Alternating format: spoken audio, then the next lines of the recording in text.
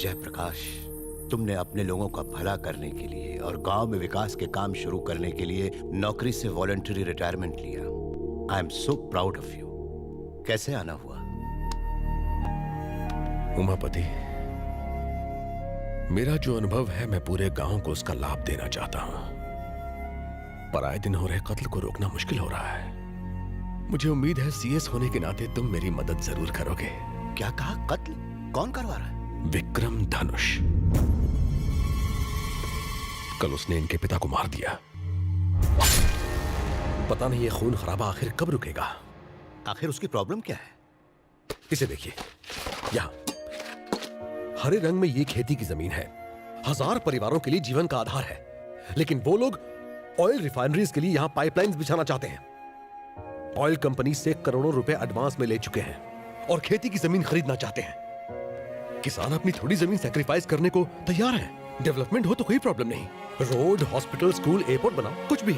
ऐसे कामों से गांव का विकास होता है। आने वाली पीढ़ियों को उससे फायदा होगा।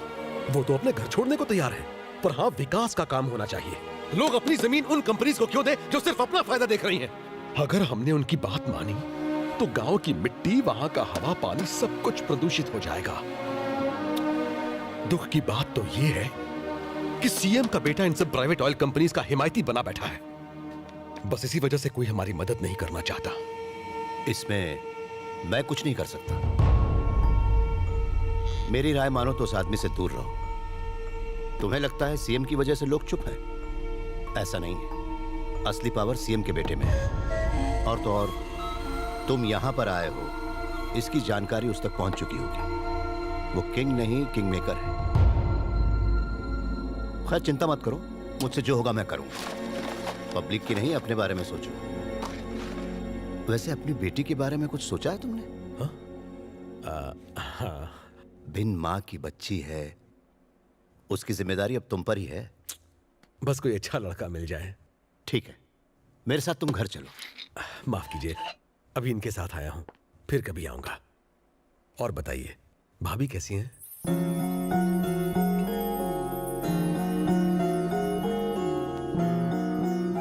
ओ महेश, कहाँ छुपा बैठा है रे तू? छे, कल मुही मोटी भैंस, इसके दिमाग और शरीर दोनों की चर्बी उतार दूंगी। गोरी भैंस।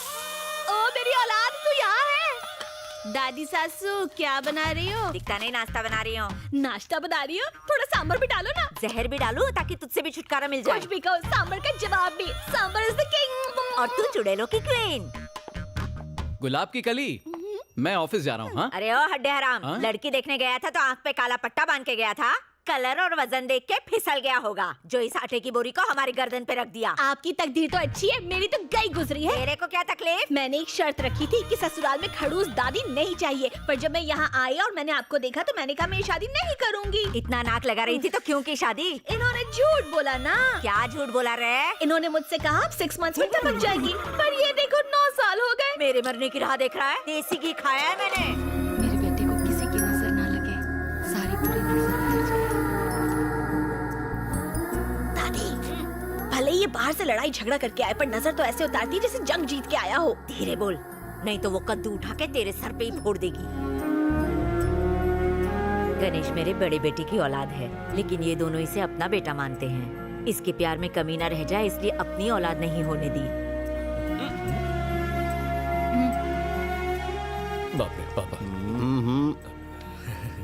एक बात बताओ, एक आम वकील अदालत में केस लड़ता है और अपने क्लाइंट को न्याय दिलवाता है, पर तुम केस तो ले लेते हो, लेकिन अदालत में केस न लड़के बाहर इससे लड़वाकर न्याय भैया वो दिलवाते। केस थोड़ा हटके था। कल तुमने एक कॉन्ट्रैक्टर को मारा, उसने जमीन पर कब्जा किया था। वो कोई मामूली आदमी नहीं है। हमने तो नेक काम शर्म किया। आनी चाहिए तुम्हें। ये ले बेटा, बाहर मेरी सब सुनते हैं, लेकिन घर में कोई सुनता ही नहीं है। मीठा खिला रही हो, मोटा हो जाएगा। आप होगे, ये थोड़ी ना होगा। लड़ाई करके आया है ना, पी लेना। ऐसा लगता है जैसे दांडी यात्रा से आया है। क्या हुआ जी? क्या बताऊं क्या हुआ। इसे आईएएस बनने को कहा तो मना कर दिया, फिर सीए करने को कहा तो कहने लगा भाई खातों में मुझे कोई इंटरेस्ट नहीं है। फिर मैंने कहा लॉ ही कर ले भैया, तो वो भी ढंग से नहीं कर पाया। डिग्री तो मिल गई ना भैया। अच्छा, तीर मार लिया। और ये मिलिट्री में गया, वहां कई मेडल्स जीते, लेकिन प्रमोशन मिलने से ठीक 5 मिनट पहले नौकरी छोड़ दी। मिलिट्री बाहर के दुश्मनों से लड़ती है, लेकिन देश अंदर से खोखला हो चुका है। किसी को तो उसे ठीक करना ही होगा। मैं करूंगा। तेरा दिमाग तो खराब नहीं हो गया? Excuse me sir. आ गया बोला। नमस्ते सर। नमस्कार। नमस्ते सर। नमस्ते। तुझे हिब्रू भाषा में कहूँ? नमस्ते। नमस्ते। अरे पद्मा आ गई, चल सांभर खिलाती हूँ, चल। बिल्कुल सही समय पर आए हो। 10 सालों से ये तमाशा फ्री ऑफ चार्ज देख रहे हो। 25 साल तक गधे को चने खिलाओ तो भी वो घोड़ा नहीं बन पाएगा। एक पंक्चर टायर में कोई हवा भर सकता है क्या? ऐसा ही इसका हाल है। इसे एग्जाम हॉल में किताब भी पकड़ा दो तो भी ये पास नहीं हो पाएगा। अगर मिट्टी में पानी डाला जाए तो सिर्फ कीचड़ ही बनेगा ना। कुम्हार उससे मटकी ना बना दे तब तक सिर्फ गंदगी ही करेगा। गूगल बाबा का सौतेला चेला हूँ, इसीलिए सबकी खबर रखता हूँ। सच की डकार अपने आप निकल आती है। यू कंटिन्यू, इससे कोई फर्क नहीं पड़ता। सर सर सर प्लीज इसे नाकारा मत कहिए, इसे बुरा लगेगा, खासकर जब ये सच में नाकारा हो। कुछ ढीठ लोग बुरा भी नहीं मानते। और दुखी मत होइए, आप लकी है कि आपका बेटा आपकी इतनी रिस्पेक्ट करता है। अभी 3-4 दिन पहले की बात है, मेरे घर के सामने 15वीं या 16वीं सिगरेट पी रहा था। उसी वक्त आपकी कार को आते देखा, इसने उसी वक्त सिगरेट नीचे फेंक दी और फिल्मी स्टाइल से सिगरेट को पैर से बुझा दिया। मेरे गार्डन से तुलसी के पत्ते तोड़कर बकरी की तरह चबाने लगा। फिर आपके सामने पहुंचा। बदबू को छुपाने के लिए सर इसने तुलसी खाई थी। देखो बालक, यहाँ बुद्ध मंदिर है। लॉर्ड बुद्ध जी का एक हाथ पेट पर और दूसरा हाथ आसमान की तरफ है। जानते हो इसका मतलब क्या है? बात पेट में नहीं रखी तो सीधा ऊपर। एकदम करेक्ट है। आपका बेटा इशारों में बात समझाना जानता है। जोक्स मारना छोड़ो, अंकल से कुछ सीखो। सॉरी सर, मैं उतना भी महान नहीं हूँ। मुझे ऊटी में एक इंपॉर्टेंट काम है, मुझे वहां सर्वे करना है, भैंसों की रिपोर्ट बनानी है। मेरी वाइफ को लाया हूँ, प्लीज उसे इसके साये से भी दूर रखिए। मैं उससे मिलकर निकलता हूँ। क्या बात है पद्मा, इतना मुंह क्यों लटका रखी है? पति टूर पर जा रहा है इसलिए? अरे वो महेश की तरह छोटा बच्चा थोड़े है ना, बुढ़ा हो चुका है, बॉडी पर तो झुर्रियां भी हैं, टकला भी हो गया है। तो वो घर पर रहे या बाहर, तू उसके लिए अपनी जवानी क्यों बर्बाद कर रही है? इधर कान ला, वो पका हुआ आम कभी भी टपक सकता है, किसी और को क्यों नहीं ढूंढती? इज्जत का फालूदा। ऐसा मत बोल, मेरे पति परमेश्वर हैं। ए पागल है क्या? मैं कौन सा कह रही हूँ कि इस बुड्ढे से तलाक ले ले। समझा कर, एक घर के अंदर एक घर से बाहर। सत्यानाश, वो भी गुजर जाएगी। थोड़ा कम खाया कर, नहीं तो अपनी किसी के सामने अपने बेटे की बेइज्जती करना अच्छी बात नहीं। अरे सूख जाएगा। गणेश इधर आओ। जी पापा। तुम जयप्रकाश अंकल को जानते हो ना? कुछ याद है तुम्हें? IAS थे जिन्होंने वॉलंटरी रिटायरमेंट हाँ, ली। हाँ, हाँ। उनकी एक बेटी भी है। अपने चाचा के साथ जाओ और उस लड़की को देख लो। पापा मैं नहीं जाऊंगा, आप सब चले जाओ। मैं इसलिए तुम्हें भेज रहा हूँ कि लड़की तुम्हें देख के पसंद करे। हाँ? तुम्हारी रजामंदी जरूरी नहीं है। फिर से बेइज्जती। आप टेंशन क्यों लेते हो भैया? अपना गणेश वहाँ बहुत बड़ा झोल करके आएगा। क्या बक रही है रे? हाँ दादी सासू, अपना गणेश कभी किसी को पसंद नहीं आएगा। ये तो रिजेक्टेड पीस है ना?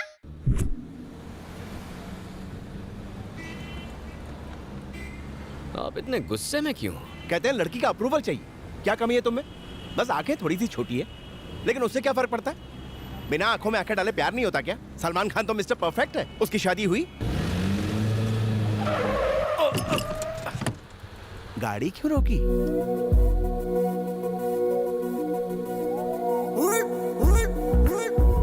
ब्यूटी। कहाँ ब्यूटी? हाँ।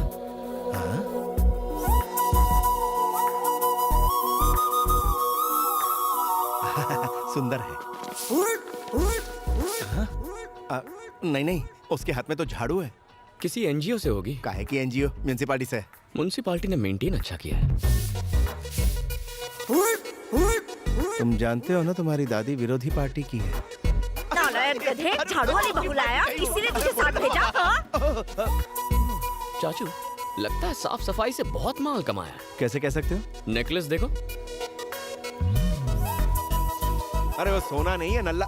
गना कहाँ गया? लड़की खरा सोना है चाचू। वहाँ रॉयल फैमिली वेट कर रही है। हम कौन से रॉयल हैं? और लड़की का अप्रूवल चाहिए था ना चाचू। मैंने तो इस स्टाइलिश झाड़ू वाली को फिक्स कर लिया है। और वो केस के पेपर से। एक, दो, तीन।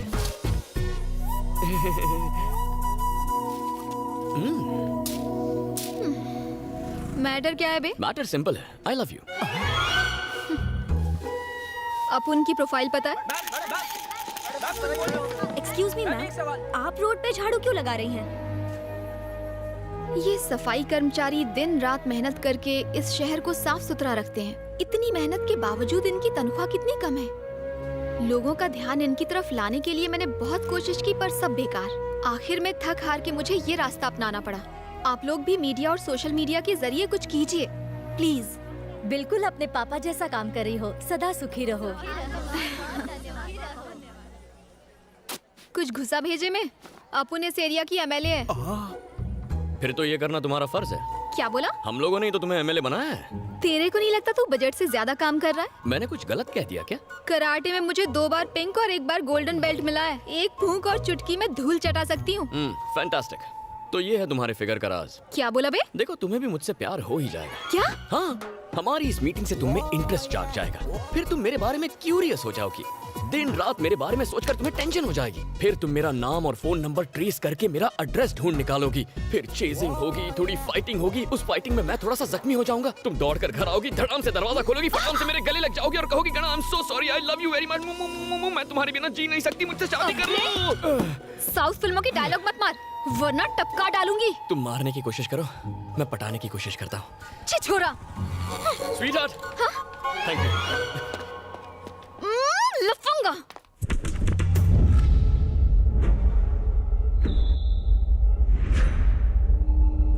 ए साहब, आपके पापा की वजह से हम मिनिस्टर बना हो, बताइए कहाँ सेवा करें।